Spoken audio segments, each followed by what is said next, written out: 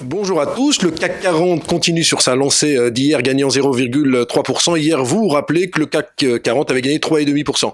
Alors, les statistiques économiques, aussi bien en provenance des États-Unis qu'en Europe, sont assez décevantes. Hier, c'était l'ISM des services qui était décevant. Aujourd'hui, ce sont les commandes aux usines en Allemagne qui ont reculé de 1,8%.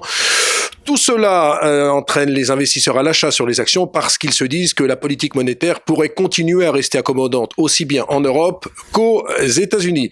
Alors aujourd'hui, il y a pas mal de reclassements. C'est ainsi que le fonds souverain du Qatar a reclassé 1% de sa participation dans Vinci. Il lui en reste 3,8% à reclasser, mais il n'y a pas tellement d'impact sur l'action Vinci qui perd actuellement 1%.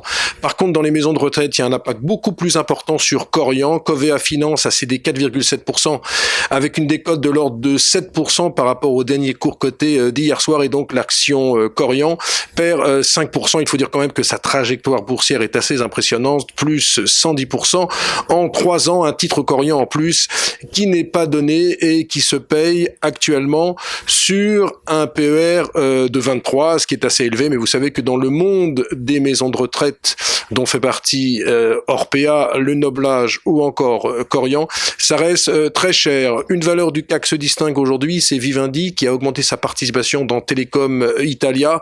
L'action Vivendi gagne 3%, mais là encore attention parce qu'on est sur un PER nettement supérieur à 20. Sinon, du côté des résultats annuels, il n'y en a pas beaucoup, si ce n'est ceux de Villemorin que je développe par ailleurs. L'action perd actuellement 2% et reste assez cher avec un PER de 18 au cours actuel. Voilà, très bonne journée à tous.